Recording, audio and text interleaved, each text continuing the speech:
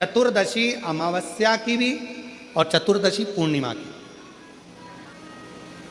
अष्टमी नौमी अमावस्या की भी और अष्टमी नौमी पूर्णिमा की। ये वो तिथियां हैं जिन तिथियों में मां नील सरस्वती का स्तोत्र का पाठ कर कर एक शंख पुष्पी पुष्प, एक अपारिजात का पुष्प जलाधारी पर रखकर 7 बार अगर जल का पात्र से जल चढ़ाया जाए और उसी जल को कटोरी में झेल लिया जाए, उस जल को 3 दिन तक लगातार यदि सुबह दोपहर शाम रोज उस बच्चे को देना चालू करिए, उसके हाथ पैर भी काम करना प्रारंभ करेंगे, उसकी बुद्धि भी काम करना प्रारंभ करेगी।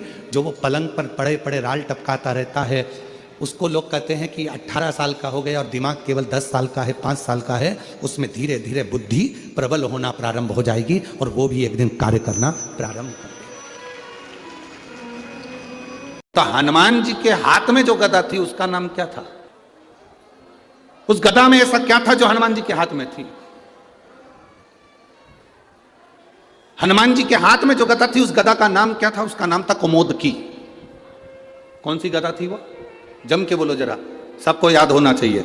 कभी कोई प्रश्न करे तो आपके जीवन में वो उत्तर आपके सामने हो। कुमोदकी उस गदा का नाम था जो हनुमान जी के हाथ में थी। उसको कुबेर ने दिया था हनुमान जी को, शिव जी के कहने पर। आप केवल उस गदा का स्पर्श समुद्र के जल में कराओगे और स्वर्ण मच्छा उस समय पर जैसे ही आपके सामने आकर खड़ी होगी तब आपको कहीं जाने की जरूरत नहीं। उस समय पर स्वर्ण मच्छा से आप निवेदन करोगे और अपने पिता के बारे में आप समझाओगे। स्वर्ण मच्छा आपके उन पत्थरों को छोड़ देगी। शिव क्या करते हैं? देवाधिदेव महादेव क्या करते हैं? शंकर क्या करते हैं? शिव महापुराण की कथा कथी है, जब जब जीव अटकता है, जब जब जीव परेशान होता है, जब जब जीव कहीं भटक जाता है, तब तुमने जो 1 लोटा जल महादेव को समर्पित किया है, वो जल तुम्हारे सामने मार्ग दिखाने के लिए आ जाता है। वो 1 लोटा जल तुम्हारे सम्मुख में आ जाता है। वो 1 लोटा जल तुम्हारे जीवन का सुख प्रदान कर देता है।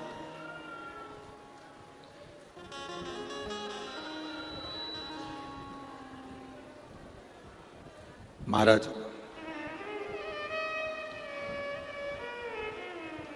कल अपन ने कथा में श्रवण करा था, भगवान शंकर भगवान की धर्म पत्नी माता सती दक्ष प्रजापति के यज्ञ में जाती हैं और उनका शरीर उस यज्ञ की अग्नि में कूद कर उन्होंने अपने प्राणों को त्याग दिया था। सती मैया का शरीर यज्ञ की अग्नि में चले गया था और सती का जो अगला जन्म हुआ था वो कोयल का हुआ था। सती का जन्म काय का हुआ? जम के बोलो जरा, जम के बोलो। कोयल का जन्म हुआ। पार्वती तो बाद में बनी माता सती, पहले माता सती को कोयल बनना पड़ा था। और कोयल बनकर माता सती घूमती रही, भ्रमण करती रही, भ्रमण करती रही। भ्रमण करते करते कोयल बनी माता सती। जहां पर कोई शंकर भगवान के शिवलिंग की पूजन करता था, मां सती कोयल बनकर वहां बैठकर कूका करती थी, भगवान शिव के नाम का उच्चारण करती थी।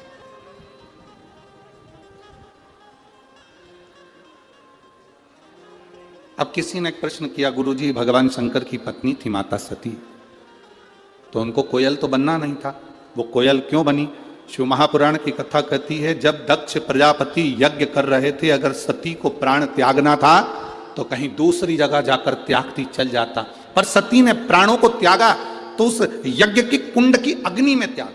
कोई साधु, कोई सन्यासी, कोई तपस्वी, कोई साधक, कोई उपासक, कोई संत, कोई ब्राह्मण, कोई गृहस्थी भी अगर कोई अच्छा कार्य कर रहा है, कोई तुम्हारे नगर में, तुम्हारे गांव में, तुम्हारे क्षेत्र में, तुम्हारे इस परिवार में कोई अच्छा काम कर रहा है, उसमें कभी अड़चन मत डालो। अगर अड़चन डालते हो तो अड़चन डालने वाला एक ना एक दिन पक्षी का जन्म पाता है। पक्षी का जन्म उसको लेना ही पड़ता है।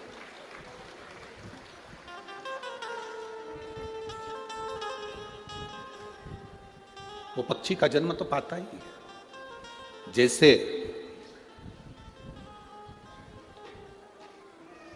चौरासी लाख योनियों में 20 लाख योनि पेड़ पौधे की है। 84 लाख योनियों में 20 लाख योनि पेड़ पौधे की है। 20 लाख। अब वो 20 लाख योनि पेड़ पौधे की मिली, क्यों मिली, उसका कारण क्या था, किस कारण से मिली? केवल एक कारण था पेड़ पौधे की योनि पाने का, कि आप अपने आसपास में जितने वृक्ष लगे रहते हैं, जितने पेड़ पौधे लगे रहते हैं, जितने वृक्ष लगे रहते हैं, उन वृक्षों को आप काटते हो, तोड़ते हो, बेकार कर देते हो, तो वो वनस्पति का जो देवता है वो भी आपको वृक्ष बनने का, पौधा बनने का श्राप देता है। हमने एक बात पहले भी कथा में कही, अगर यहाँ भिंड की जीजियों ने सुनी होगी तो उनके स्मरण में होगा। बेलपत्री का पत्ता बेलपत्री के वृक्ष से तोड़ लो, उतार लो, मना नहीं है। तुलसी का दल तुलसी के पौधे से उतार लो, मना नहीं है। पीपल का पत्ता पीपल के वृक्ष से उतार लो, मना नहीं है।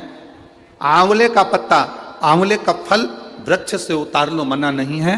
पर इतना शिव महापुराण की कथा कहती है कि बेलपत्री का वृक्ष की डाली नहीं टूटना चाहिए, आंवले के वृक्ष की डाली नहीं टूटना चाहिए, तुलसी के पौधे की डाली नहीं टूटना चाहिए। ये डाली अगर टूटती है तो जीव कितना भी दान करा हो, कितना भी पुण्य करा हो, कितना भी सत्कर्म करा हो, वो सब व्यर्थ चले जाता है, उसका कोई फल नहीं है। आपको अगर बेलपत्र की जरूरत है, आप बेलपत्र लिए और बेलपत्र की आपको जरूरत है, आप डाली में से बेलपत्र तोड़ो ना, डाली क्यों तोड़ना,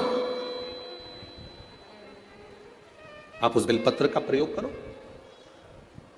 शंभु शरणे पड़ी मांगू घड़ी रे घड़ी, दुख काटो दया करी ने दर्शन।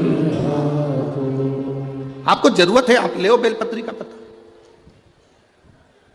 एक बेलपत्री के पत्ते में क्या औषधि है, जिस दिन आप जान जाओगे उस दिन बेलपत्री के पेड़ को कभी नहीं तोड़ोगे। हां, बेलपत्री का वृक्ष सूख गया, हरा नहीं रहा, पत्ते नहीं है, हरापन नहीं है, पूरा सूख गया। बेलपत्री के वृक्ष को बजा कर देखो, पूर्ण तरह से अगर सूख गया है, तब उसकी जो जड़ निकाली तुमने, उस जड़ को निकालकर इधर उधर फेंकना नहीं, उसका चंदन बनाकर एक मुठिया बनाकर तैयार रखो। और जब तुम्हारे जीवन में तुम्हें लगे कि हरे वृक्ष को नहीं काटना, हरे वृक्ष को बेकार नहीं करना, जो बेलपत्री का वृक्ष सूख गया हो, जो पत्ती नहीं आ रही, फल नहीं आ रहा है, पूरा सूख गया, उसको तुमने बजा कर देख लिया कि बेलपत्री का वृक्ष पूर्ण तरह से सूख चुका है, ये किसी काम का नहीं रहे, थोड़े समय के बाद लोग इसे काट लेंगे, उसमें पत्ती नहीं आती, फल नहीं आता, पूरा सूख गया है, उसमें ना पत्ती है ना फल है, अड़भंगा है, बिल्कुल खाली। उस बेलपत्री के वृक्ष की जड़ को, उस तने को, उसको निकाल लो और उसकी एक अच्छी मुठिया बनाकर तैयार रखो। उस मुठिया को तुम्हारा मन पड़े, जिस दिन तुम्हारे पास में चंदन घिसने का सिलवट्टा हो, उस पर घिसकर उस चंदन को एकत्रित कर कर एक प्रदोष, एक शिवरात्रि हर महीने आती है, प्रदोष हर महीने आती है, सोमवार की अष्टमी 2-3 महीने में जरूर आती है। अगर आपने प्रदोष के दिन शंकर भगवान को बेलपत्री का चंदन लगाया है, शिवरात्रि के दिन आपने बेलपत्री का चंदन लगाया है, और यदि सोमवार की अष्टमी के दिन बेलपत्री का चंदन लगाया है, इन तीनों डब्बी को आप अलग अलग कर लीजिए। एक डब्बी रख लो आपके पास में कि मैंने सोमवार की अष्टमी के दिन बाबा को चंदन का लेपन करा है और बेलपत्री का चंदन लगाया। उस चंदन को निकालकर शिवलिंग में से निकालकर एक डब्बी में भरकर रख लीजिए, या तो कोई प्लेट में उसको सुखा लो, प्लेट में सुखा लो उसको, और प्लेट में सुखा लो उसको, और या तो गोली बनाकर उसकी गोली बनाकर रख लो। दूसरा, प्रदोष के दिन बाबा को जो तुमने बेलपत्री का चंदन लगाया है, परंतु याद रखना हरे वृक्ष की डंडी को नहीं सुखाना है, सूखा हुआ वृक्ष। और यदि आपने प्रदोष के दिन का चंदन बनाया है तो उसको बाबा पर लगाकर उसके लेपन को आप निकालकर उसकी गोली बनाकर ले लीजिए। तीसरा, शिवरात्रि के दिन आपने बाबा को अगर बेलपत्री का चंदन लगाया है तो उसको शिवलिंग पे से उतार कर उसको प्लेट में सुखाकर उसकी गोली बनाकर रखें। अब प्रयोग करिएगा, कभी मौका मिल जाए तो प्रयोग कर कर देखिएगा। शरीर में कहीं पर भी गांठ पड़ गई हो और डॉक्टर कह रहा है कि इसका ऑपरेशन जरूरी है, तो प्रदोष के दिन जो आपने बाबा के ऊपर बेलपत्री की जड़ का जो चंदन का लेपन करा है और उसकी जो गोली बनाई है, उसको 15 दिन तक रोज एक गोली पानी से निकलना प्रारंभ करो। कुंदकेश्वर महादेव का नाम लेकर उस गोली को खाना प्रारंभ करिए। आपको 15 दिन के बाद डॉक्टर से जांच कराने के लिए जाइए, गठान धीरे धीरे गलना प्रारंभ हो गई हो, गांठ धीरे धीरे गल रही हो, उसका फल मिलता है। प्रदोष वाली बेलपत्र का, चंदन का जो गोली तुमने बनाई उसका फल तुम्हें मिलेगा। अब सोमवार की अष्टमी के दिन का जो चंदन है, बाबा को जो तुमने बेलपत्री का चंदन का जो लेपन करा है, देखिए डॉक्टर हनुमान जी के यहाँ पर ये कथा चल रही है। करने वाला डॉक्टर हनुमान जी हैं, कराने वाले डॉक्टर हनुमान जी हैं, और सुनने वाले डॉक्टर हनुमान जी हैं, और बोलने वाले भी डॉक्टर हनुमान जी हैं। कर लिया वो आपके ऊपर। दूसरे नंबर पर है सोमवार की अष्टमी के दिन का चंदन, जो आपने बेलपत्री के जड़ को घिसा है। फिर कहूंगा, इस बात को विशेष बार बार कह रहा हूं कि हरे पेड़ को मत काट लेना, हरे पेड़ को नहीं। जो पेड़ पूरी तरह से सूख गया, ना पत्ती ना फल, उसको बजा कर देख लो कि यह पेड़ पूरा सूख चुका है, तब उस पेड़ की जड़, जो जिसको लोग काट कर ले जाने वाले हैं, बाहर फेंकने वाले हैं, उसकी जड़। दूसरे नंबर पर है सोमवार की अष्टमी के दिन आपने जो बाबा को लेपन करा है, बेलपत्री की जड़ का चंदन बनाकर लेपन करा है, उसकी जो गोली है। अगर बच्चा 8 साल का हो गया, 9 साल का हो गया, 10 साल का हो गया, और वो गंदगी कर रहा है, बिस्तर पर गंदगी कर रहा है, सुसु कर रहा है, या अचानक उसको भय हो जाता है, या किसी ना किसी तरह से उसको रोग ग्रसित हो जाता है, उस बच्चे को भी आप छोटी सी गोली हफ्ते में केवल एक बार, जो सोमवार की अष्टमी के दिन जो आपने चंदन का लेपन करा है, हफ्ते में एक बार उस गोली को बच्चे को पीस कर पानी के साथ देना प्रारंभ करो। आपको धीरे धीरे उस बच्चे में आनंद की अनुभूति हो जाएगी, गंदगी नहीं कर सकता। अब तीसरे नंबर पर है शिवरात्रि के दिन जो हमने बाबा को बेलपत्री के चंदन का लेपन करा। शिवरात्रि के दिन, शिवरात्रि के दिन हमने बाबा को जो बेलपत्री का चंदन का लेपन करा, उस चंदन की गोली, कभी डॉक्टर कह दे कि तुम्हारे रीढ़ की हड्डी में गैप हो गया है, तुम्हारी पीछे की जो रीढ़ की हड्डी उसमें गैप हो गया है, या आपकी जो हड्डियां हैं वो कमजोर हो गई हैं, या घुटने की हड्डी कमजोर हो गई है, कुर्सी पर बैठना पड़ रहा है, तो उस समय पर हफ्ते में 2 बार जो तुमने शिवरात्रि के दिन बाबा को चंदन का लेपन करा और उसकी जो गोली बनाई, वो हफ्ते में 2 बार आप उस बेलपत्री के चंदन की गोली को लेना प्रारंभ करो। रीढ़ की हड्डी में जो गैप होगा वो भराना प्रारंभ हो जाएगा। शिव तत्व है। हमने गोली का क्यों बोला? हम बोल रहे थे कि चंदन को तुम बस ऐसे ही चाट लो, पर गोली इसलिए कि वो सूख जाएगी, तो वो आपके काम में आराम से आ सकती है। सूख नहीं, चंदन का लो, तो चंदन का सूख है। महाराज बोल बम का नारा है, सारी समस्या का हल, शिव की भक्ति हमारा एक आनंद, शंकर की एक भक्ति का। सती मैया स्वयं सती, सती मां। अब सती को कोयल बनना पड़ा, सती को कोयल,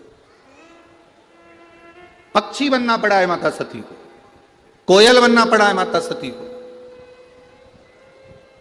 और सती कोयल बन गई। अब कोई कहे कि गुरुजी क्या पक्षी भगवान शंकर का भजन करते हैं? क्या पक्षी भगवान शिव का स्मरण करते हैं? क्या पशु भगवान शंकर का भजन करते हैं? कहीं मत जाओ, एक बार रामायण को उठाकर देखिए। अहि रावण पाताल लोक का स्वामी था, पाताल लोक उसके कब्जे में था, अहि रावण के कब्जे में पाताल लोक। शंकर सुमन शिव महापुराण की कथा सुन रहे हो, इसलिए इस प्रसंग को हम लोग ले रहे हैं। हनुमान जी से जुड़े हुए प्रसंगों को जोड़ते हुए इस कथा का लाभ अपन ले रहे हैं। क्या पशु पक्षी भगवान शिव का भजन करते हैं? क्या पशु पक्षी भगवान शंकर को जल चढ़ाते हैं? क्या पशु पक्षी भगवान शंकर का गुणगान करते हैं? क्या पशु पक्षी भगवान शिव की स्तुति करते हैं? कोई एक देवता का नाम बता दो जिस देवता का नाम पशु से जुड़ा हुआ हो। केवल एक ही देव है, वो देव अधिदेव महादेव है, जिसको पशुपति नाथ कहा जाता है, जो पशुओं का भी देवता है, जिसको पशुपति नाथ कहते हैं, जो पशुओं का भी देवता, पशुओं का।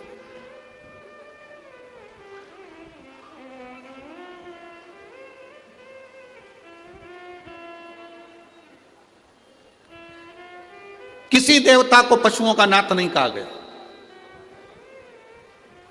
केवल एक देव, वो देव है देव अधिदेव महादेव, जिसको पशुओं का देवता कहा गया। इसका प्रमाण कहां है? तो हमारे यहां की रामचरितमानस में, हमारे संवादों में मिलता है इसका प्रमाण। अहिरावण पाताल लोक का स्वामी, अहिरावण पाताल लोक में रहता है और पाताल लोक में शंकर और देवी का उपासक है। माता रानी का उपासक, शिव का उपासक है, शंकर और पार्वती का उपासक है अहिरावण। उसने पाताल में जल के अंदर एक शिवलिंग का निर्माण कर रखा। पाताल में एक शिवलिंग का निर्माण कर रखा है, जिस शिवलिंग की वो स्तुति करता है। अहिरावण, रावण, कंस, ऐसा संसार में जितने जितने जीव हुए, चाहे वो देवता हो, असुर हो, गंधर्व हो, मनुष्य हो, सबने शिव की स्तुति करी, सब। अहिरावण शंकर के शिवलिंग की पूजन कर रहा है।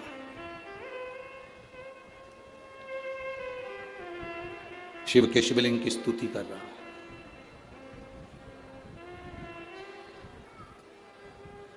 अब शंकर भगवान को वो जल चढ़ाता, दूध चढ़ाता, पूजन करता, अभिषेक करता, उठकर जाता।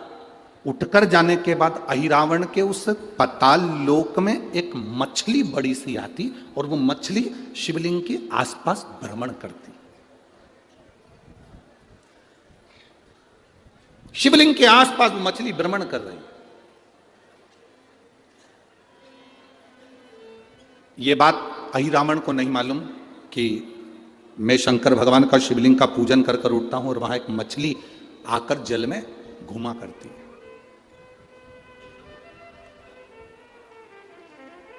पूजन करते समय, तुलसी को जल चढ़ाते समय, अभिषेक पूजन करते समय, घर में आप पूजन कर रहे हैं उस समय पर तुलसी को जल चढ़ा रहे हो, उस समय पर पीपल की पूजन कर रहे हो, उस समय पर बेलपत्री का पूजन कर रहे हो, उस समय पर आंवले का पूजन कर रहे हो, उस समय पर या कोई पूजन भजन आप कर रहे हैं, उस समय पर दरवाजे पर अगर 3 सामने खड़े हो जाते हैं तो ये समझ लेना कि आपकी पूजा को भगवान ने स्वीकार कर लिया। कौन 3 है उसका स्मरण करिएगा। पहला, पूजन करते समय, भगवान की आराधना करते समय अंदर मंदिर में अपने घर में बैठकर आप भगवान नहला रहे हैं, भगवान की पूजन कर रहे हैं, अर्चना कर रहे हैं, सेवा कर रहे हैं, माला जाप कर रहे हैं, पूजन अर्चना कर रहे हैं, तुलसी को जल चढ़ा रहे हैं, उस समय पर 3 का दर्शन अगर आपको हो जाता है, आपके दरवाजे पर अगर आ जाते हैं तो आपका समझ लेना पूजा स्वीकार हो गया। पहले नंबर पर पूजन करते समय दरवाजे पर गौ माता कर खड़ी हो जाए, समझ लो तुम्हारा पूजन सफल हो गया। आप पूजन कर रहे हैं अंदर से, गाय रंभा रही है, आप पूजन कर रहे हैं अंदर से, गौ माता गौमूत्र कर रही है, आप पूजन कर रहे हैं अंदर से, गौ माता गोबर कर रही है, आप पूजन कर रहे हैं अंदर से और गाय दरवाजे पर आकर खड़ी हो गई। तुम्हारी अर्चना में, तुम्हारी आराधना में, तुम्हारी साधना में गौ माता तुम्हारे सामने आकर खड़ी हो जाए। पूजन के समय पर अचानक आकर तुम्हारे द्वार पर, तुम तुलसी को जल चढ़ा रहे हो, तुम्हारे दरवाजे पर आ जाए। और मेरा विश्वास कहता है, यहाँ जितनी मेरी जीजियां बैठी हैं, यहाँ जितने मेरे जीजा बैठे हैं, ये मेरा विश्वास कहता है आपके साथ कभी ना कभी ये जरूर हुआ होगा, पूजन के समय पर गौ माता का दर्शन होता ही, ये मेरा विश्वास कहता है। और ये कब होता है? जिस दिन आपका चित्त, मन, वृत्ति भगवान में रमी हो। चाहे तुम राम जपो, हनुमान जपो, शिव जपो, तुम्हारी मर्जी पड़े वो जपो। तुम देवी की भी पूजन कर रहे हो, किसी की देवता की पूजन कर रहे हो, कुल देवता की पूजन कर रहे हो, दिल से कर रहे हो, तो ये 3 का अगर दर्शन हो जाए तो कार्य सफल है। पहला, जम के बोलो गौ माता। दूसरे नंबर पर हमारे यहाँ हम पूजन में लगे हुए हैं, आराधना में लगे हुए हैं, भगवान की अविरल भक्ति में लगे हुए हैं, भगवान की पूजन, आराधना और भक्ति में हम तल्लीन हैं। और दूसरे नंबर पर उस पूजन करते समय पर तुम्हारे घर की बहन बेटी तुम्हारे दरवाजे पर आ जाए तो समझ लो पूजन सफल हुआ है। क्या बहन बेटी के आने से पूजन सफल हो सकता है? कहां लिखा हुआ है महाराज जी? आप इतनी बड़ी बड़ी बातें कहते हो। पूछने वाले पूछ सकते हैं, कहने वाले कह सकते हैं, आपने कैसे कह दिया कि बहन बेटी के आने से सफल हो जाता करे? तो आप उठाओ, हिमालय राज का बेटा बाणासुर से दोस्ती कर लेता, माता पार्वती का भाई बाणासुर से दोस्ती कर लेता है, और दोस्ती कर लेता है तो उसके चुंगल में फंस जाता है, बाणासुर के चुंगल में। भाई संकट में आ जाता है। आज हिमालय राज और मैनावती दोनों बैठकर भगवान की आराधना कर रहे थे, इतने में पार्वती का आगमन हो जाता है। पार्वती ने आते से ही देखा, पिताजी आप आराधना कर रहे हो, पूजन कर रहे हो, किस लिए, क्यों? मैनावती ने कहा तेरा भाई संकट में घिरा हुआ है। पार्वती ने कहा क्यों चिंता करते हो, क्यों चिंता करते हो? पिताजी मैं आई हूं ना, चिंता मिटा दूंगी, चिंता मिटा दूंगी, आप चिंता ना करें। क्या हुआ? बाणासुर तेरे भाई को कष्ट दे रहा। बेटी पार्वती ने संकल्प ले लिया, उस बाणासुर का अंत मैं करूंगी। ना भगवान ब्रह्मा बाणासुर को मार सके, ना भगवान कृष्ण बाणासुर को मार सके। बाणासुर की कन्या भगवान कृष्ण के पास में, वहां उनके पौत्र के पास में गई, भगवान कृष्ण का युद्ध बाणासुर के साथ हुआ, 1000 भुजा, तो बाणासुर को भगवान कृष्ण नहीं मार सके। बाणासुर को ना नारायण मार सके, ना ब्रह्मा मार सके, बाणासुर को ना शंकर मार सके, क्योंकि शिव ने तो वर दिया था, बाणासुर को केवल मारा है। कोई तुमसे पूछे कि सियोर वाले महाराज ने कहा कि बहन बेटी के पूजन करते समय अगर बहन बेटी आ जाती है, पूजन करते समय हमारे घर की बहन बेटी, तुम्हारे कुल की बहन बेटी, तुम्हारे घर की बहन बेटी तुम्हारे दरवाजे पर आ गई, भले तुम उसको कुछ दो मत दो, पर बहन बेटी अगर तुम्हारे पूजन के समय पर तुम्हारे क्यों आप लोगों के ऐसा नियम है कि नहीं हमको नहीं मालूम। हमारे यहाँ तो ऐसा नियम है कि जब भी घर में कोई बड़ा आयोजन होता है, शादी होती है, फंक्शन होता है, कोई उद्यापन होता है, कोई चीज बड़ी करते हैं, तो सबसे पहले फोन बहन बेटी को लगाते हैं कि हमारी बहन हमारे यहाँ आए, हमारी बेटियां, हमारी नंदे हमारे यहाँ आए, हमारी बुआ हमारे यहाँ आए। अब पूछोगे गुरुजी ये प्रसंग बहन बेटी को बुलाने का तो भगवान कृष्ण के यहां से चालू हुआ।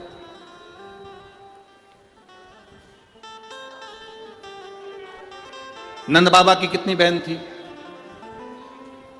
2, नंदा सुनंदा। नंद बाबा की 2 बहन थी।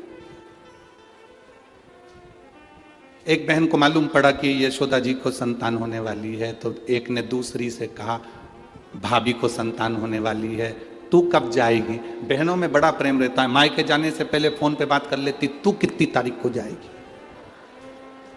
वो बोलती है कि मैं इतनी तारीख, तो मैं थोड़ा सा बाद में आ जाऊंगी, तू चली जाना फिर मैं आ जाऊंगी। वो अब भाभी को कोई नहीं है संभालने वाला, तो जापा तो अपने को संभालना पड़ेगा, डिलीवरी तो अपने को देखना पड़ेगी। एक काम कर, 15 दिन पहले तू संभाल लेना, 15 दिन बाद मैं संभाल लूंगी। हाँ ठीक है। नंदा सुनंदा दोनों ने आपस में बात कर ली कि भाभी को संतान हो तो तू चल। तो आ गई नंदा, नंद बाबा की बहन नंदा आकर घर में रहने लगी, और भाभी को जब जापा हुआ तो सबसे पहले नंदा भगवान को हाथ जोड़कर कहती है, बाबा ऐसी कृपा करना, ए बाबा ऐसी कृपा करना, मेरे भैया के यहाँ 60 साल के बाद तो औलाद हो रही है, तो ऐसी कृपा करना कि उनके घर में लड़का हो जाए। और नंदा हाथ जोड़ती जोड़ती जोड़ती जोड़ती यशोदा जी के कक्ष में गई, और जो कक्ष में गई जाकर जो दर्शन करा तो लाला का दर्शन था। नंदा खुश हो गई, थाली उठाकर बजाने लगी कलदार से, और एक थाली को उठाकर उस नंदा ने बजाया, थाली को उठाकर, कांसे की थाली, पीतल की थाली, तांबे की थाली, जिसके घर में बजती थी उसके घर में शुभ संदेश आता था। आज के जमाने में स्टील बजता है।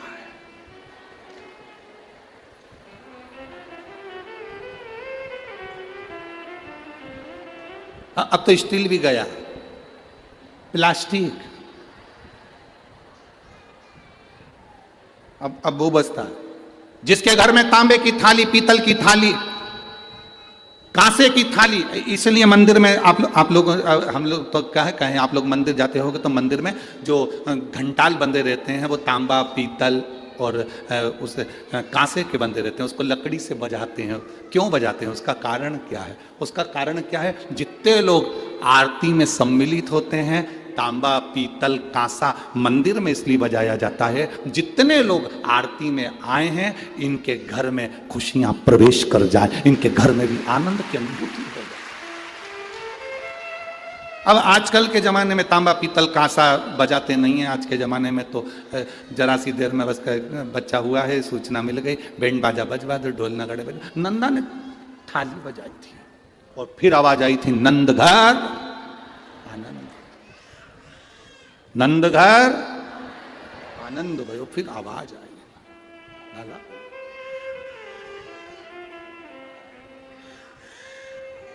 शिव तत्व कह रहा, पूजन करते समय, भजन करते समय, स्मरण करते समय, आराधना करते समय, भगवान को भजन करते समय, तुलसी को जल चढ़ाते समय अगर ये तीन का आना तुम्हारे दरवाजे पर हो जाए, समझ लो तुम्हारा पूजन सार्थक हो गया, तुम्हारा भजन सार्थक हो गया। भजन सार्थक।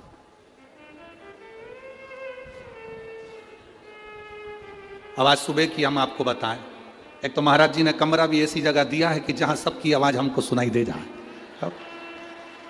आवाज सुबह की सुन लो, तुम बोल दे पक्का। अब सुबह की बात, सुबह मॉर्निंग वॉक पर उठे, सुबह सुबह का समय था, घूम रहे थे, इतने में 2 जीजी और 2 जीजा। अब वो हमारा जो कमरा है उसी के पास में, वहीं पर थोड़ी दूर पे कॉम्प्लेक्स बना हुआ है, देखा है ना तुम लोगों ने? हाँ, तो 2 ही जीजी जीजा उससे बोली, अरे बाप पानी तो आ ही नहीं रहा। इतना में जीजा बोला, थोड़ी देर में नल चालू हो जाएगा, तुम चिंता मत करो। अब अंदर कौन बैठा है? ददरउआ धाम श्री हनुमान जी महाराज। अब इनने तो जीजा से कहा था, अब इनको क्या मालूम था कि अंदर भी एक जीजा है, वो साधारण थोड़ी ना। अब इनकी टंकी का तो नल खुड़ गया, उसने ऊपर का चालू कर दिया, दर दर दर दर। सुबह 5:30 बजे की घटना, और जो पानी गिरना चालू हुआ, जो पानी, इतने में दोनों जीजी जीजा से बोली, ये कहां से आ गया? ये उन जीजा से बोल रही थी, वो मालूम पड़े वो भीतर वाले ने, उसने टंकी का नल खोल दिया। जो पानी गिरना चालू हुआ, थोड़ी देर का आया, 15-20 मिनट पर जीजी हो नहाली, और जीजा उन भी नहा नुआ के कंगी पाटी पाड़ के हम उधर घूम के उधर आए, तो चिल्ला के बोले श्री शिवाय। यहीं बैठे होंगे वो चारों जीजी जीजा, हो यहीं बैठे होंगे, ऐसा हो ही नहीं सकता कि यहाँ नहीं हो, यहीं बैठे होंगे वो चारों, और वहीं से चिल्ला रहे श्री शिवाय। हमने कहा आ गया, सुनता है, उसको कहते हैं ददरउआ धाम का श्री हनुमान, साधारण नहीं, सुनता है, सुन लेता, तुरंत सुना। महाराज भक्ति जितनी प्रबल हो, विश्वास, आपने दिल से कहा, उसने दिल से सुना, सफलता देता है बाबा, सफलता क्या ना। तेरी कृपा बिना ना हिले एक भी लेते हैं श्वास, तेरी कृपा से। पूजन करते समय, भजन करते समय, स्मरण करते हुए, नाम जाप करते हुए 3 का दर्शन हो जाए, तुम्हारे दरवाजे पर आ जाए, जीवन की सफलता मानना, पूजन सफल मानना। पहले नंबर पर जम के बोलो गौ माता, दूसरे नंबर पर बहन बेटी, और तीसरे नंबर पर हैं संत गुरुजन, जो निष्कपट भाव के, जो तुम्हारे दरवाजे पर कुछ मांगने नहीं आए हैं। जो मांगने आए हैं वो नहीं, पूजन करते समय तुम्हारे दरवाजे पर कोई संत, कोई ब्राह्मण, कोई गुरुजन, कोई भक्त ऐसा आ जाए जो मांगने नहीं आया, फिर बस तुम्हारे सामने तिलक लगाकर भक्ति में डूबा हुआ, भजन में डूबा हुआ वो तुम्हारे सामने आ जाए, समझ लो कि तुम्हारी पूजन सफल हो गई। मांगने नहीं, मांगने नहीं, केवल आया, भजन गाया, सीताराम कहा, हर हर महादेव कहा, श्री शिवाय नमस्तुभ्यं कहा, जय श्री हनुमान जी कहा, और वो अपना चले गया। तुम्हारे दरवाजे पर मांगा नहीं उसने। असली संत तुम्हारे दरवाजे पर, गुरुजन, ब्राह्मण जन, भक्त जन, कोई भगवत प्रेमी तुम्हारे दरवाजे पर दर्शन हो जाए पूजन के समय पर, समझ लो कि उसने स्वीकार कर लिया, उसने स्वीकार कर लिया। अही रावण शिवलिंग की पूजन करता है, चले जाता है, एक मछली शिवलिंग के आसपास घूमती रहती है। अही रावण जो जल चढ़ाता है, अही रावण जो दूध चढ़ाता है, अही रावण जो पदार्थ चढ़ाता है, मछली उसको ग्रहण कर लेती है। माता सती कोयल बनकर शिव की आराधना कर रही है। एक मछली शिवलिंग के आसपास घूमकर पाताल लोक में शंकर की आराधना कर रही है। एक मछली।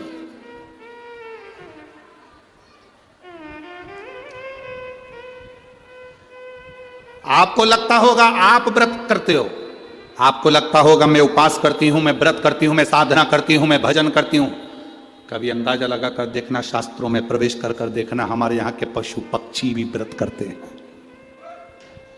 हमारे यहां के पशु पक्षी भी व्रत करते हैं, साधना करते हैं, उपास करते हैं। ये भारत की भूमि कोई साधारण भूमि है। शिव कृपा के बिना कुछ संभव नहीं।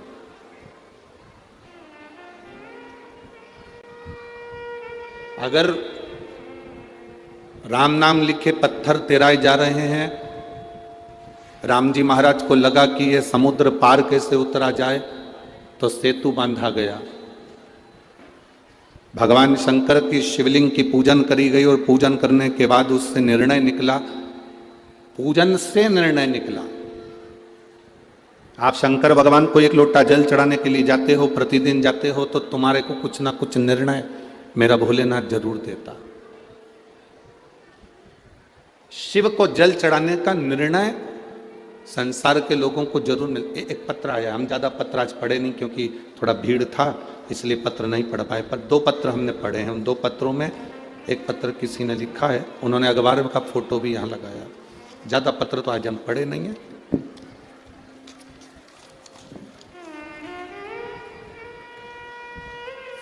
इस पत्र की सबसे पहली लाइन आप टीवी के माध्यम से और एलईडी के माध्यम से, टीवी पर और आपके सामने जो एलईडी लगी है उस पर देखेंगे। इस पर लिखा है, एक बेलपत्री का बल और 1 लोटे जल का फल।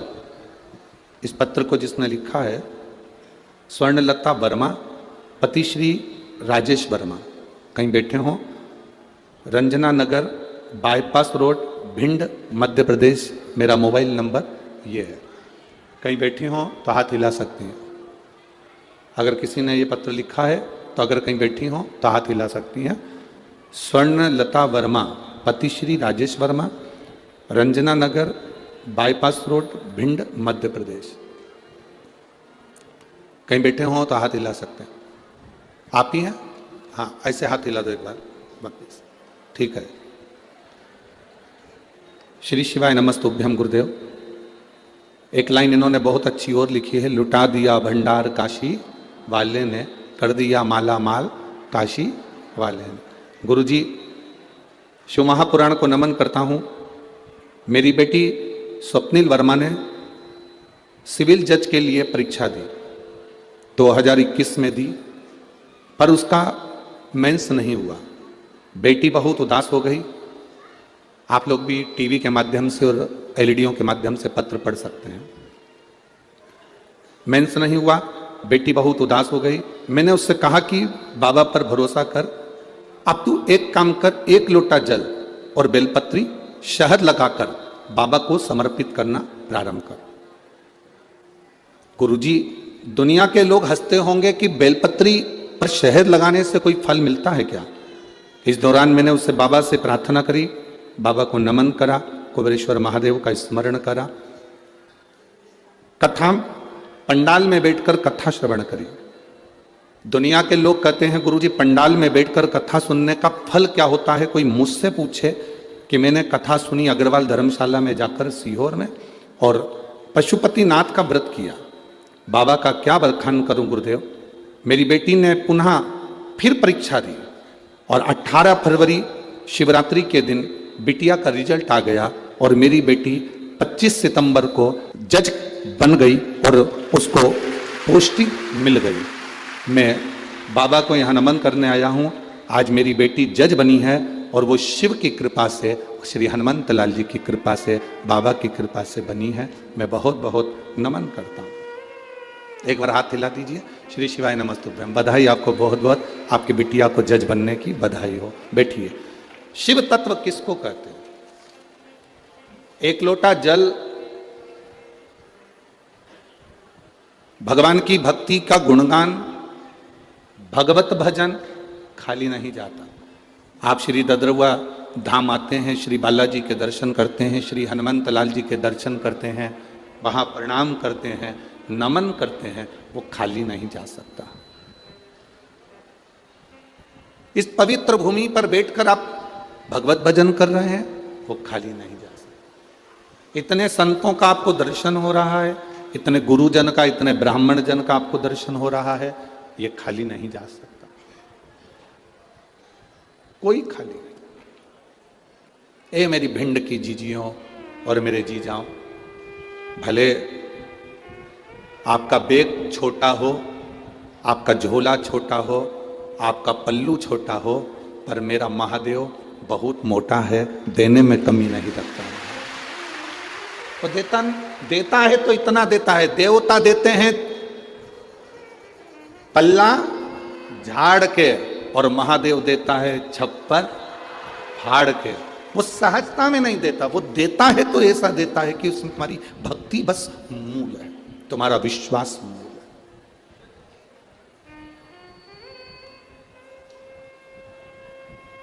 भगवान शंकर की पूजन श्री राम जी महाराज ने करी, रामेश्वर धाम की स्थापना करी। नल नील, ये बुद्धि, ये विवेक, ये चित्त, ये वृत्ति सब उसी ने दे दी। कहां दौड़ रहे हो? तुम्हारे पास में नल नील ऐसे बानर हैं जो राम नाम लिख के छोड़ेंगे, पत्थर का स्पर्श करेंगे और पत्थर तैर जाएंगे। तुम्हारे पास में वो बानर हैं जिनका स्पर्श करते से पत्थर तैर जाएगा। अब जरा विचार करना है आपको और हमको शंकर सुमन शिव महापुराण कथा का।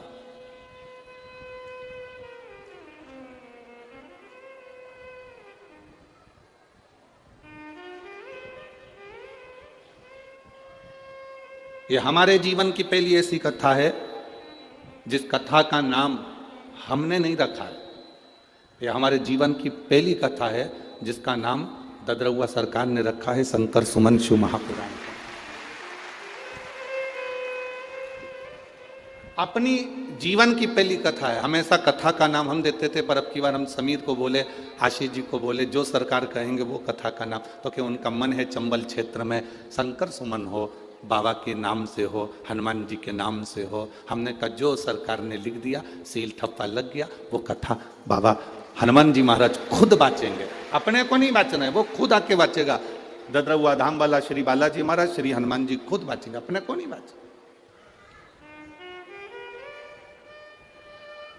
शिव कृपा जब होती है तब जीवन का एक आनंद प्रकट होता है।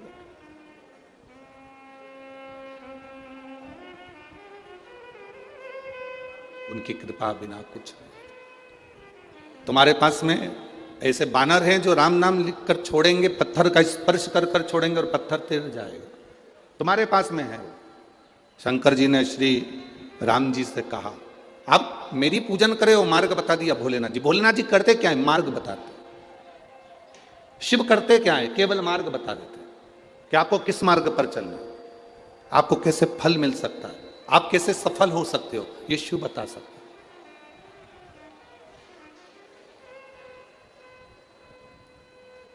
अब राम जी ने नल नील को बुलाया कि तुम्हारे पास में कोई ऐसी विद्या है। वो विद्या तुम्हें श्राप लगा था, क्योंकि तुम संतों के सामान को पानी में फेंक देते थे, वो डूब जाता था। तो संतों ने कह दिया जो भी चीज फेंकेंगे वो तैर जाएगा। कभी कभी श्राप भी दुआ का काम कर जाता है, श्राप भी आशीर्वाद का काम कर जाता है। आप में से कितनी माताएं बैठी होंगी, आप में से कितनी बहुएं बैठी होंगी, और आप में से कितने लोग आस्था चैनल पर कथा सुन रहे होंगे, फेसबुक यूट्यूब पर कथा सुन रहे होंगे, जिनके घर के माँ बाप उनको गाली बके होंगे। सास 24 घंटा बहुओं को कोसी भी होगी, गाली भी दी होगी, अपशब्द भी कहे होंगे, ताने भी दिए होंगे, पर कभी भविष्य पुराण को उठाकर पढ़ना। उस भविष्य पुराण में एक बात लिखी हुई है। आप अगर गीता प्रेस गोरखपुर की भविष्य पुराण पढ़ेंगे तो उसके 36वें नंबर के पृष्ठ को आप पढ़ सकते हो।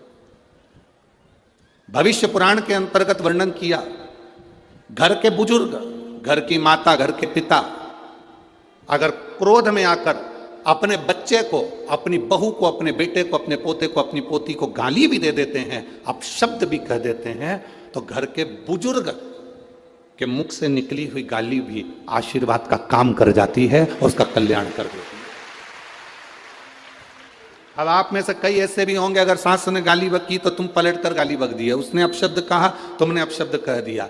जरा विचार करिए, द्रौपदी के सोते हुए 5 पुत्रों का वध कर दिया था अश्वत्थामा ने, और द्रौपदी के सोते हुए 5 पुत्रों का वध जब अश्वत्थामा ने करा तो भीम ने पकड़कर द्रौपदी के सामने अश्वत्थामा को खड़ा कर दिया, और भीम ने द्रौपदी के हाथ में तलवार देकर कहा, ले द्रौपदी इस अश्वत्थामा का सिर काट दे। द्रौपदी इस अश्वत्थामा का सिर काट दे। द्रौपदी कहती नहीं, मैं अश्वत्थामा का सिर नहीं काट सकती। द्रौपदी, इसने तेरे पुत्रों को मारा, तू इसको मार दे। द्रौपदी हंसकर बोली, स्वामी इसने मेरे बेटे को मारा तो क्या मैं इसको मार दूंगी? कोई कुत्ता, कोई श्वान हमको काटेगा तो हम क्या कुत्ते को काट लेंगे? इधर होता है क्या ऐसा?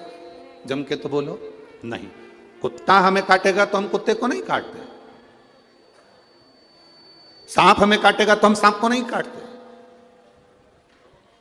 जब कुत्ता हमें काटा तो हम कुत्ते को नहीं काटते, सांप हमें काटे तो हम सांप को नहीं काटते, बल्कि हम उपचार कराते हैं, इंजेक्शन लगवाते हैं, दवाई गोली लेते हैं, पर हम उसे काटते नहीं हैं। उसी तरह जब घर के बड़े, सास हो ससुर हो, बड़े हो घर के, वो तुम्हें अपशब्द कहें, गाली दें, आड़ा टेढ़ा कहें, तो हम पलट कर क्यों गाली दें, हम पलट के क्यों जवाब दें?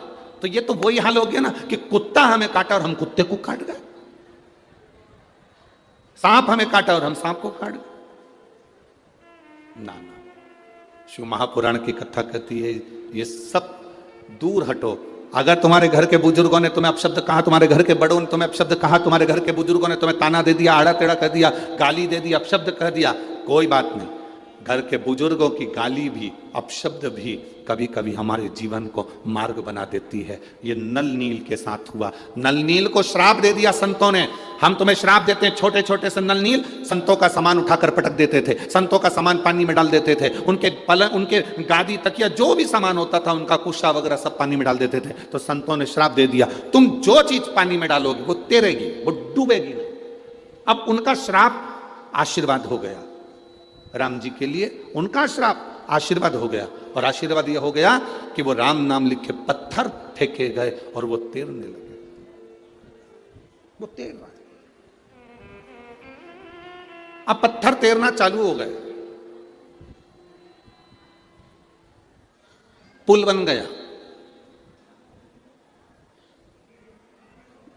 जब अपने गांव का पुल इतनी जल्दी नहीं बनता, जरा विचार करो रे, जरा विचार करना, अपने शहर का पुल इतनी जल्दी नहीं बनता। लोग मंच पर आकर माइक पकड़ पकड़ कर जरूर कह देते हैं, तो किसी ने कहा नेताजी ये वाला पुल बना दो, बस बन जाएगा। नेताजी ये पुल बना दो, बन जाएगा। नेताजी ये पुल बना दो, बन जाएगा।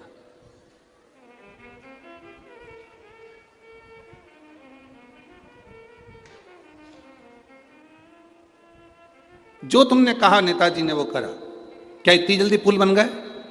जम के बोलो जरा, ए भिंड वालों, इतनी जल्दी पुल बन गए? जो बोले थे वो पुल बन गए इतनी जल्दी? नहीं बन पाते। राम जी का पुल इतनी जल्दी कैसे बन सकता है?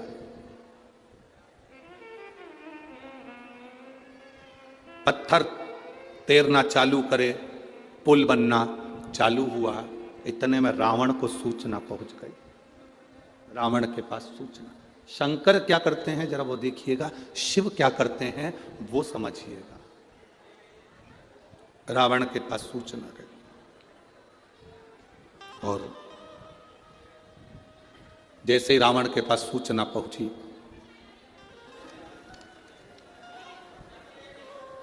रावण ने सूचना पाते से ही उसी समय पर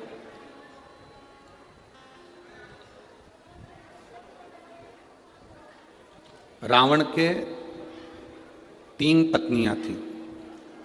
कितनी पत्नी थी? 3। 3 पत्नी से 7 लड़के थे।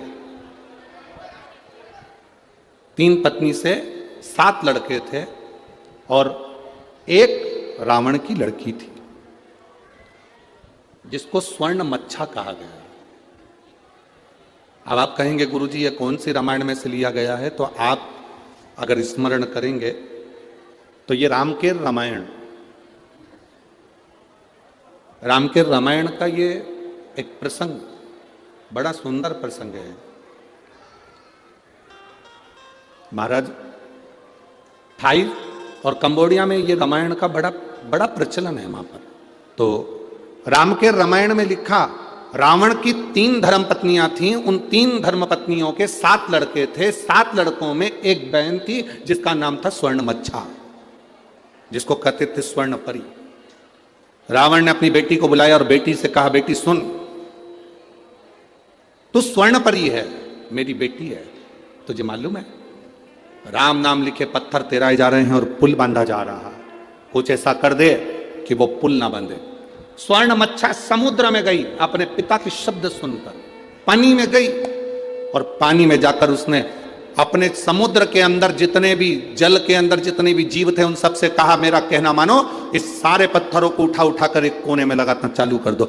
जैसे ही नल नील पत्थर फेंकते, वो पत्थर जाते, पुल बनकर आधा तैयार हुआ था, आधे पुल का सामान उठाकर सारे के सारे समुद्र के जीव उन पत्थरों को ले जाके छुपा देते।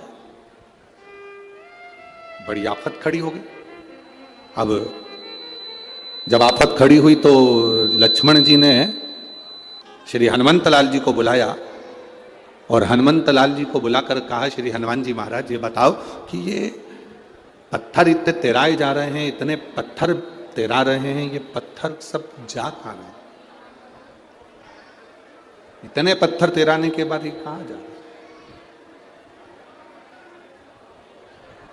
ये पत्थर कहां जा रहे हैं? कहा, महाराज जी पता नहीं ये पत्थर जा कर रहे हैं, ये पत्थर पहुंच कर रहे हैं।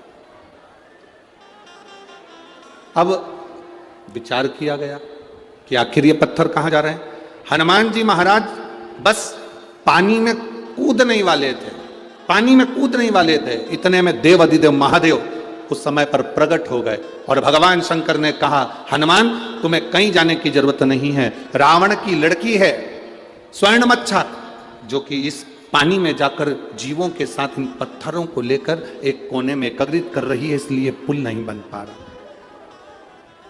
आप आज्ञा करें मैं क्या करूं, आप आज्ञा करें मैं क्या करूं। तब भगवान शंकर ने कहा, तुम्हें कुछ नहीं करना, केवल तुम्हें करना कुछ नहीं है, केवल एक काम करना,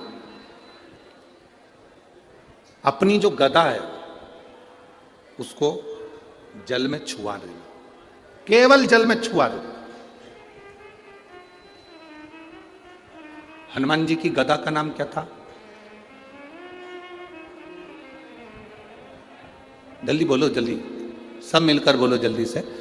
भाई अपन कहते हैं कि राम जी के हाथ में धनुष था, अर्जुन के हाथ में धनुष था, परशुराम जी के हाथ में फरसा था, सब शस्त्र का नाम है, इसीलिए तो कहा है महाराज, शिवाय शिवाय शिवाय ओम नमः शिवाय, शिवाय शिवाय शिवाय ओम नमः शिवाय। बोलो शिवाय शिवाय शिवाय ओम नमः शिवाय, शिवाय शिवाय ओम नमः शिवाय, ओम नमः शिवाय ओम नमः शिवाय, ओम नमः शिवाय। आओ से नमः शिवाय ओम नमः शिवाय, ओम नमः शिवाय।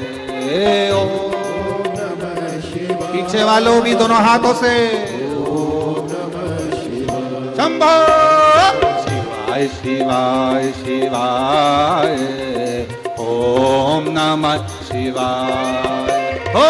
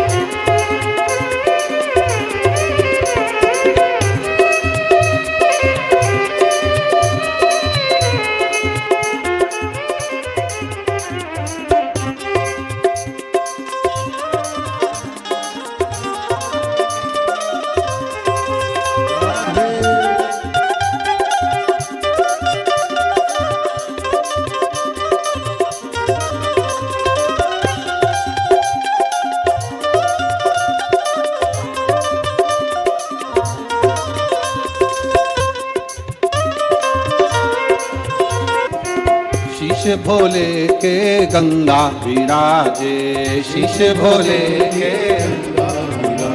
ओ शीश भोले के गंगा विराजे, शीश भोले हरे हर हर हर नाय ओम नमः शिवाय, हर हर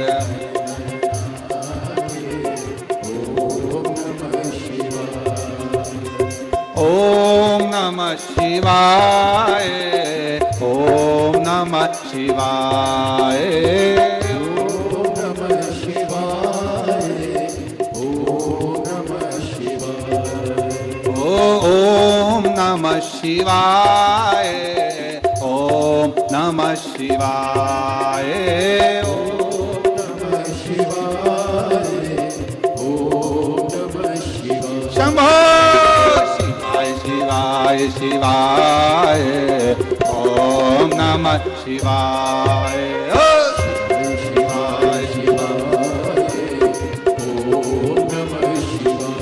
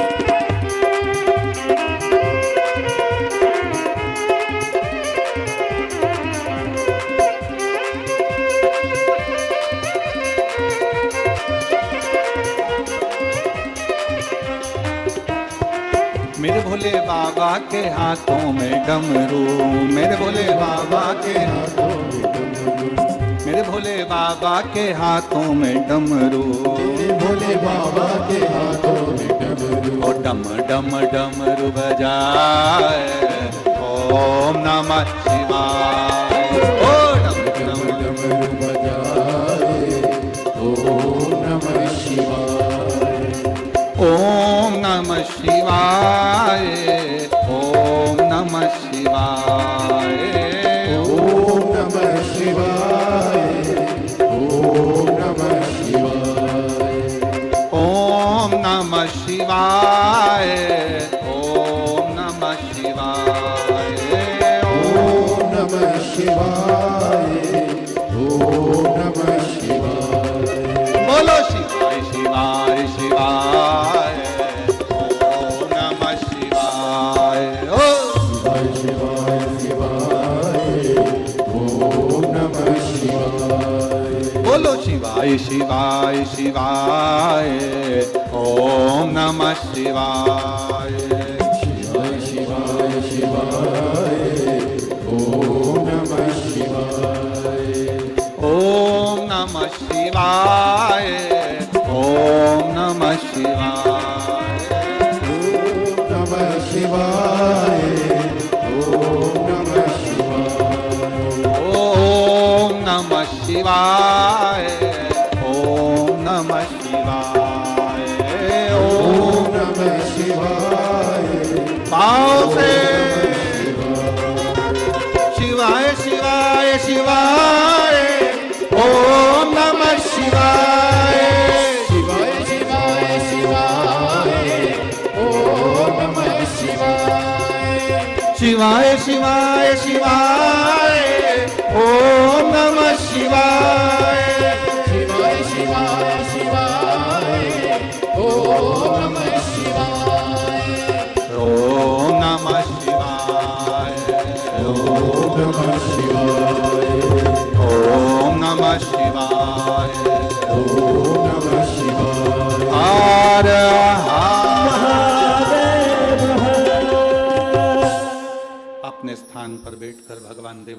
महादेव से अपने मन की बात भाव के साथ दिल से बाबा देवादिदेव महादेव से कहिए। जहां जगह मिले वहां बैठकर भाव से बोलिए, दिल से बोलिए, बाबा से प्रार्थना।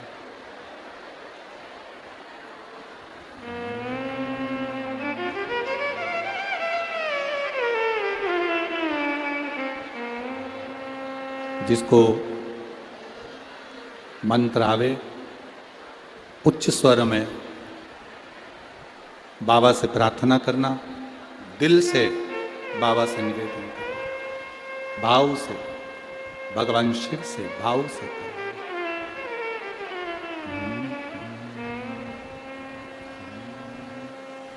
श्री शिवाय नमस्तुभ्यं, श्री शिवाय नमस्तुभ्यं, श्री शिवाय नमस्तुभ्यं, श्री शिवाय नमस्तुभ्यं, श्री शिवाय नमस्तुभ्यं। भोला सब दुख काटो, ओ भोला सब दुख काटो। शिव शंकर जपो तेरी माला, भोले बाबा जपो तेरी माला। भोला सब दुख काटो मारा, ओ भोला सब दुख काटो मारा। वेश है मंगल मंगलकारी, वेश है मंगल मंगलकारी। शमशान वासी हमारा, शमशान वासी हमारा। ओ भोला सब दुख काटो हमारा, ओ भोला सब दुख काटो। भगवान शिव से अपने हृदय से प्रार्थना करते हैं। देखिए, जैसे आपको छींक आती है तो पड़ोसी नहीं छींकता। छींकता है क्या? छींकना किसको पड़ता है? जम के बोलो जरा, अपने आप। खांसी चली तो क्या पड़ोसी खांसेगा? अरे बोलो तो रे, नहीं। किसको खांसना है? अपने आप। भूख लगी तो भोजन किसको करना पड़ेगा? पड़ोसी को कि अपने को? नींद आ रही है तो सोना किसको पड़ेगा? पड़ोसी को कि अपने को? अपने। खांसना अपने को है, छींकना अपने को है, सोना अपने को है, खाना अपने को है। तो दुख आप पर आया है तो कोई दूसरा नहीं मिटाएगा, मिटाना भी खुद को पड़ेगा भगवान शंकर की भक्ति कर कर। सियोर वाला महाराज नहीं मिटाएगा, ये बिल्कुल अंदाजे से निकले। ये मत सोचना कि सियोर वाले महाराज के पास में जाएंगे तो दुख मिट जाएगा। ना ना ना, सियोर वाले महाराज का दुख तो खुद भोलेनाथ मिटाता, तो तुम्हारा दुख क्या सियोर वाला मिटाएगा? तुम्हारी भक्ति, तुम्हारा भजन, तुम्हारा कीर्तन, तुम्हारा मंत्र जाप, तुम्हारा स्मरण, तुम्हारा चढ़ाया गया एक लोटा जल, शंकर भगवान के मंदिर में करी गई सेवा तुम्हारा दुख मिटाएगी, कोई दुनिया में नहीं मिटा। इस भ्रम में मत रहिएगा कि कोई तुम्हारा दुख मिटाएगा। खांसी तुम्हें चली है तो खांसना तुम्हें है, छींक तुम्हें आई है तो छींकना तुम्हें है, नींद तुम्हें आई तो सोना तुम्हें है, भूख तुम्हें लगी तो भोजन तुम्हें करना है। दुख तुम पर आया, कर्म की गति के अनुसार ये दुख संसार में सब पर आता है। राम जी पर दुख आया तो उन्होंने खुद आके रहकर मिटाया, भगवान कृष्ण पर दुख आया तो उसमें वो खुद आगे रहकर अपने दुख को मिटाए। भजन बढ़ाओ, स्मरण बढ़ाओ, तुम्हारी भक्ति बढ़ाओ, शिव के प्रति प्रेम बढ़ाओ। क्या पशु पक्षी भजन करते हैं?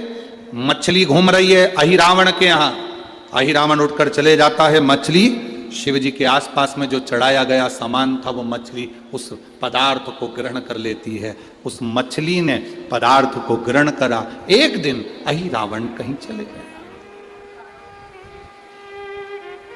बहुत विशेष कथा है शिव महापुराण की, शायद आप लोगों ने सुनी ना सुनी वो हमको नहीं, और बहुत ध्यान लगाकर सुनोगे तो उस कथा का रसतत्व आपको प्राप्त होगा। ददरुआ धाम सरकार के इस पवित्र आनंद में ये कथा चल रही है, आप भाव से सुनो। पूरे आस्था चैनल और पूरे फेसबुक यूट्यूब पूरे विश्व को कहूंगा इस कथा का रसतत्व अपने जीवन को उतारिए। क्या पशु पक्षी भजन करते हैं? शंकर जी के मंदिर में चींटी का क्या काम है? हनुमान जी के मंदिर में चींटे का क्या काम है? झिंगुर का क्या काम है? चूहे का क्या काम है? भगवान के मंदिर में ये जीव, ये चींटी, ये झिंगुर, ये चीटा, इनका क्या काम? महाराज कोई पुण्य करे होंगे पूर्व के, अपने कर्म को भोगते भोगते भोगते चींटी का जन्म मिल गया।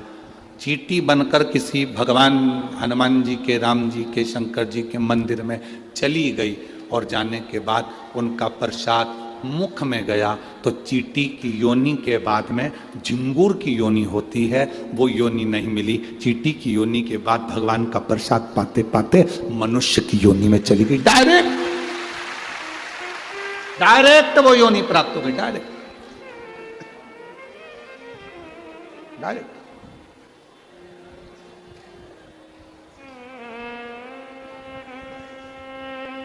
भटकना छोड़ दो।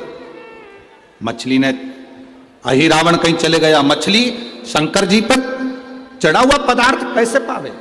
मछली का संकल्प था शिव जी के चढ़े हुए प्रसाद को ही वो ग्रहण करती है, शंकर पर चढ़े हुए अभिषेक के जल को ही वो ग्रहण करती है। अब मछली प्रस्तुत वीडियो के माध्यम से आप लोगों को प्रश्न बुद्धि द्वारा बताया चुनाव की कथा सुनाई जा रही है। मंगलवार चतुर्दशी तिथि की कथा कैसी लगी? तो वीडियो को लाइक शेयर सब्सक्राइब जरूर करें। धन्यवाद दोस्तों।